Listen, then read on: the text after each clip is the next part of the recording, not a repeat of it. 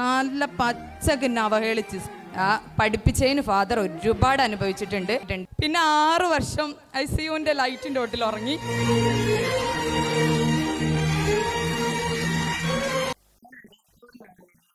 അപ്പോൾ ഒരു ചോദ്യം സ്വാഭാവികമായിട്ടും വരും, എന്തുകൊണ്ടാണ് ഇത്രയും ദൂരെ വന്നത് എന്ന്. ആ ദൂരെ വരാനുള്ള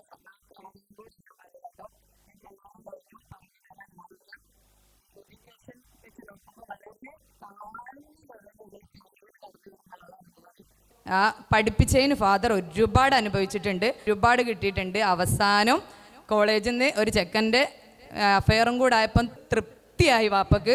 കാരണം പഠിപ്പിച്ചിട്ട് ഇപ്പം എന്ത് കിട്ടിയും ചോദിച്ചപ്പം, പക്ഷേ അൽഹംദുലില്ലാ ദൈവത്തിന് ഞാൻ നന്ദി പറയാം, ഞാൻ എടുത്ത എൻ്റെ ജീവിതത്തിലെ ഏറ്റവും ബെസ്റ്റ് ചോയ്സ് ആയിരുന്നു ആ വ്യക്തി. അങ്ങനെയാണ് ഞാൻ മലപ്പുറത്തുകാരൻ്റെ മരുമകളായി മാറുന്നത്. അപ്പം മലപ്പുറത്തെത്തി 4 വർഷം പറഞ്ഞു തരാൻ ആരുമില്ല. ഏതോ സ്കൂളിൽ ഇൻ്റർവ്യൂ ഉണ്ടെന്ന് കാരണം പാഞ്ഞു കയറും. അവൻ 4ാമത്തെ വർഷം അവിടുന്ന് നല്ല പച്ചക്കിന്നെ അവഹേളിച്ച് എന്നെ നന്നായിട്ട്, എന്തിനാ ടീച്ചറെ നിങ്ങളുണ്ടല്ലോ എവിടെയെങ്കിലും പോയി PSC വാങ്ങിയെന്ന് പറഞ്ഞ് ആ ബോധോദയം വന്ന് ഈ മാർച്ചിൽ ഞാൻ നിർത്തും ടീച്ചറെ, ഞാൻ ഇനി PSC ജോലി നേടിയിട്ട് തന്നെ വരുള്ളൂ എന്ന് പറഞ്ഞ്. പക്ഷേ മുകളിലൊരാളുണ്ടല്ലോ, അയാളും കൂടെ വിചാരിക്കണ്ടേ, മാർച്ച് 25-ന് എൻ്റെ ജീവിതത്തിൽ എനിക്ക് ഫസ്റ്റ് കിട്ടിയ കൺമണി ഒരു അപകടത്തിൽപ്പെടും. ആ മാർച്ച് 25-ഓടുകൂടി ദൈവത്തിൻ്റെ പരീക്ഷണം, ഏറ്റവും പ്രിയപ്പെട്ടവരല്ലേ ദൈവം പരീക്ഷിക്കുക. പിന്നെ 6 വർഷം ICUവിൻ്റെ ലൈറ്റിൻ്റെ ഓട്ടിൽ ഉറങ്ങി. പക്ഷെ അൽഹംദുലില്ലാ അതും എനിക്ക് ഒരുപാട് പാഠങ്ങൾ ഉൾക്കൊള്ളാനായി. ഒരുപാട് പ്രാവശ്യം മരിച്ച് ജീവിച്ച് ഇപ്പം താങ്ക് ഗോഡ് എൻ്റെ കൂടെ ഉണ്ടാവേ എൻ്റെ മോള്. 6 വർഷം 30 സർജറികൾ. അങ്ങനെ പിന്നെ ഞാൻ എന്താ സെർച്ച് ചെയ്തെന്നറിയോ, ഏറ്റവും ബെസ്റ്റ് ട്രീറ്റ്മെൻറ്റ് എൻ്റെ കുട്ടിക്ക് എങ്ങനെ കൊടുക്കും. അങ്ങനെ ഞാൻ എൻ്റെ കുട്ടീനെ എല്ലാ ഹോസ്പിറ്റലിൻ്റെ എല്ലാ വാതിലും, നമ്മൾ അറിയില്ലേ എല്ലാ വാതിലും മുട്ടി എന്ന് പറയൂലേ, അതേപോലെ എല്ലാ വാതിലും മുട്ടി. 6ാമത്തെ വർഷം മെഡിക്കൽ കോളേജ് എൻ്റെ കൈ ഒഴിയുമ്പോൾ ഞാൻ ആ ജനൽ പിടിച്ച് കരഞ്ഞ് എൻ്റെ ഉമ്മനെ വിളിച്ചപ്പോൾ ഉമ്മ എന്നോട് അവസാനം ഇനി കീറി മുറിക്കാൻ ഒരു ഭാഗം പോലും ബാക്കിയില്ലാതായപ്പോൾ ഞാൻ ഉമ്മനെ വിളിക്കുക, അമ്മേ വരും കൈ ഒഴിഞ്ഞു ഞാനിനി എൻ്റെ മോളെയും കൊണ്ട് എങ്ങോട്ട് പോകണം ചോദിച്ചപ്പോൾ അപ്പോഴും ഉമ്മ പറഞ്ഞൊരു ഒരു വാക്കുണ്ട്, എല്ലാം നല്ലതിനായിരിക്കും, ദൈവത്തിൻ്റെ തീരുമാനങ്ങളെല്ലാം നല്ലതിനായിരിക്കും. അങ്ങനെ അന്ന് ഞാൻ ആ ചെറുതിനെ എടുത്ത് നിറയെ പൈപ്പാ മൂക്കിൽ, കഴുത്തിൽ, വയറിൽ, നെഞ്ഞിൽ ഫുള്ള് ട്യൂബായിട്ട് വെല്ലൂർക്ക് കയറുമ്പോൾ എനിക്ക് കിട്ടിയ ഏറ്റവും നല്ലൊരു ഡോക്ടറുണ്ട്, ഡോക്ടർ സന്ദീപ് M കിഷ്കു.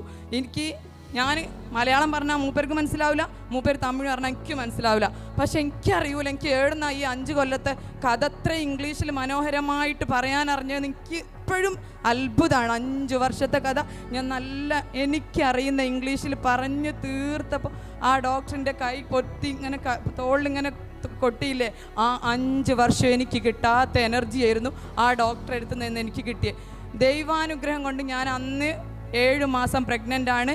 നിങ്ങളെ എനിക്ക് വേണം ആസ് എ മദർ, നിങ്ങളെ മാത്രമേ ഞാൻ വെൻറ്റിലേറ്ററിൽ അനുവദിക്കുള്ളൂ. നിങ്ങൾ ഫസ്റ്റ് നിങ്ങളുടെ ആ കുട്ടീനെ മറ്റൊരാളുടെ കയ്യിൽ ഏൽപ്പിക്കാനായിട്ട് തിരിച്ചു വരൂ. ഞാൻ നിങ്ങളെ കൂടെയുണ്ട്, നിങ്ങളുടെ കുട്ടീനെ ഞാൻ തരുമെന്ന് പറഞ്ഞ ആ ഒരു എനർജി ഉണ്ടല്ലോ, ആ എനർജിയോടുകൂടി ഞാൻ ജീവിച്ചു. എൻ്റെ കുട്ടീനെ പ്രസവിച്ച് ഞാൻ വേറൊരാളെ കയ്യിൽ എത്രയും വേഗം ഒരു എക്സ്ട്രാ ഫീഡ് കൊടുക്കാനായിട്ട് വരുമെന്ന് പറഞ്ഞിട്ട് ഞാൻ ആ വെല്ലൂർ ചെന്ന് സർജറി കഴിഞ്ഞു. സർജറി സക്സസ് ആയോ എന്ന് ചോദിച്ചാൽ സക്സസ് ആയിരുന്നു. 11.5 മണിക്കൂറായിരുന്നു സർജറി കഴിഞ്ഞു. പക്ഷേ വേറൊരു വശം, ഒരു ലങ് അങ്ങ് കൊളാപ്സ് ആയിപ്പോയി. അപ്പം സാർ എങ്ങനെയുണ്ട് എൻ്റെ കുട്ടീൻ്റെ കണ്ടീഷൻ? ഒന്നും പറയാറായിട്ടില്ല, ദൈവത്തോട് പ്രാർത്ഥിക്കാൻ പറഞ്ഞു. ജനുവരി 1-നാണ് എൻ്റെ മോളെ ശ്വാസകോശം വികസിക്കുന്നത്. അതുവരെ വീണ്ടും സർജറികളൊക്കെ നടത്തിയിരുന്നു കേട്ടോ, ഈ ശ്വാസകോശം വികസിക്കാൻ വേണ്ടി. കാരണം സർജറി വിജയിച്ചിട്ട് കാര്യമല്ലല്ലോ, ഒരു ലങ്ങില്ലാതെ ഞാൻ എങ്ങനെ എൻ്റെ കുട്ടീനെയും കൊണ്ട് മലപ്പുറത്തോട്ട് വണ്ടി കയറുക.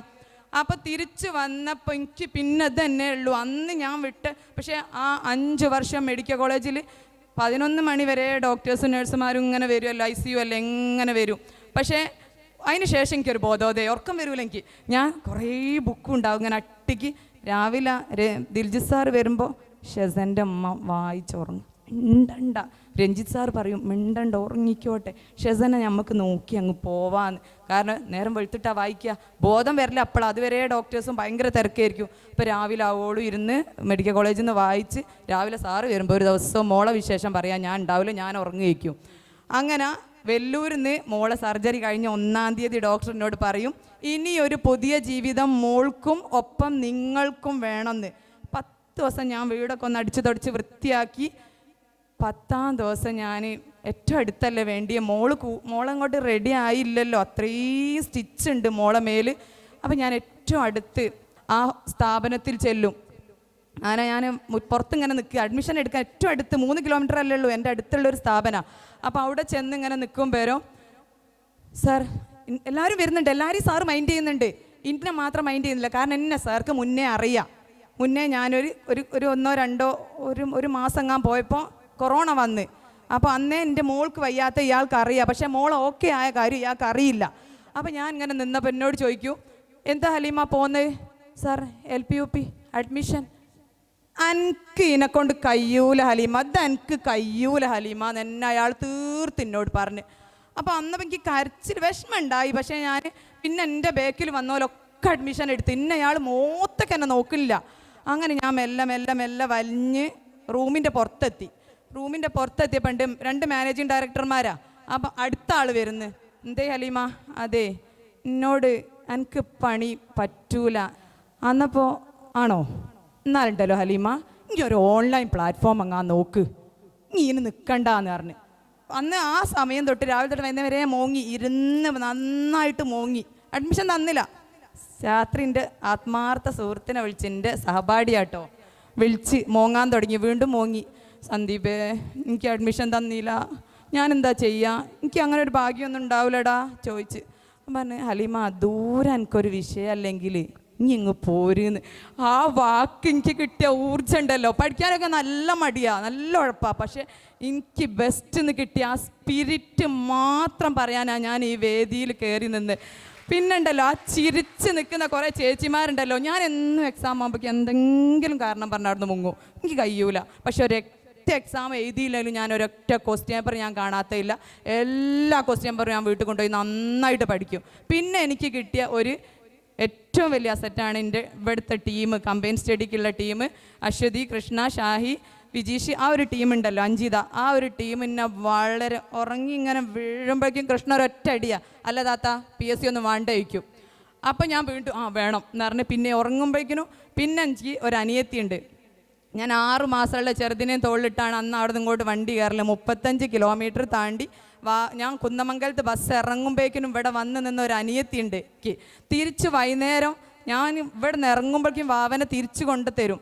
അങ്ങനെ എൻ്റെ കൂടെ 1.5 വർഷം നിന്ന ഒരു അനിയത്തിയുണ്ട്. ഓളെ എനിക്ക് മറക്കാതിരിക്കാൻ വരിക. പിന്നെ കുറച്ചൊരു വലിയ റാങ്കാണ് കിട്ടാൻ വേണ്ടി പ്രാർത്ഥിക്കുക. ജീവിതത്തിൻ്റെ ഒരുപാട് താണ്ടിയിട്ടുണ്ട്. അപ്പോൾ ഇനിയും ദൈവം പരീക്ഷിക്കൂല എന്ന് വിചാരിക്കുക. എല്ലാവരും പ്രാർത്ഥന കൂടെ വേണം. പിന്നെ ഈ ബെസ്റ്റ് ഭയങ്കര പോസിറ്റീവ് എനർജിയാണ്. ആരും നമ്മളോട് കയർത്ത് സംസാരിക്കുക, ദേഷ്യം പിടിക്കുക, നമ്മളെ മനസ്സിന് ഭയങ്കര വാല്യൂ. മനസ്സ് ബോൾഡാക്കി നിർത്താൻ എനിക്ക് ബെസ്റ്റ് നിന്ന് കിട്ടിയ ആ ഒരു പോസിറ്റീവ് എനർജി ഭയങ്കര. പിന്നെ എൻ്റെ ടീച്ചേഴ്സ്, ഞാൻ നിങ്ങളോടുള്ള ഇഷ്ടം അല്ലാതെ സബ്ജക്റ്റിനോടുള്ള ഇഷ്ടമൊന്നുമല്ല. ഞാൻ നിങ്ങൾ പേഴ്സണലി എല്ലാവരും എനിക്ക് ഇഷ്ടമാണ്, അതുകൊണ്ടാണ് ഞാൻ വരുന്നത്. ജസ്മൽ സാറെന്നൊക്കെ പറഞ്ഞാൽ എനിക്ക് എന്താ എനിക്ക് അറിയൂല, എനിക്ക് ഭയങ്കര. മഷൂദ് സാറോ, എൻ്റെ അമ്മേ, മഷൂദ് സാറിന് ഞാൻ ഇടയ്ക്കിടയ്ക്ക് അങ്ങോട്ട് ചൊറിയാൻ പോകും വാട്സപ്പിൽ. സാറാ ചോദിച്ചതിന് ഉത്തരം മാത്രമേ പറയൂ, എന്നാലും മതി ചൊറിഞ്ഞ് ഞാൻ എന്തെങ്കിലും ചോദ്യം ചോദിക്കൂ. ജസ്മൽ സാറിന് ഇൻസ്റ്റാഗ്രാമൊക്കെ തപ്പി കണ്ടുപിടിച്ച് ചാറ്റ് ചെയ്യലുണ്ട്. അതെന്തറിയോ, നല്ല പോസിറ്റീവായിട്ടാണ്. എനിക്ക് അങ്ങനെ ഒന്നുമില്ല, ഞാൻ നല്ല അന്തസ്സായിട്ട് സ്നേഹിച്ചവൻ തന്നെ കെട്ടിയിരിക്കുന്നത്, എനിക്ക് അങ്ങനത്തെ ഒന്നുമില്ല. അപ്പോൾ സന്ദീപ് സാറിനോട് നിങ്ങളെല്ലാവരും എനിക്ക് വേണ്ടി പ്രാർത്ഥിക്കണം. കൂടെ സന്ദീപ് സാറിനോടും പറയാണ്, ആ ഇൻ്റർവ്യൂവിൻ്റെ ഒരു മാർക്കും കൂടെ കിട്ടിയാൽ ചിലപ്പോൾ ഒരു 150 ഉള്ളിലാവേനു, എന്നാലും കിട്ടിയാൽ മതി. അപ്പോൾ എല്ലാവരോടും ഒറ്റ വാക്കിൽ താങ്ക്സ്.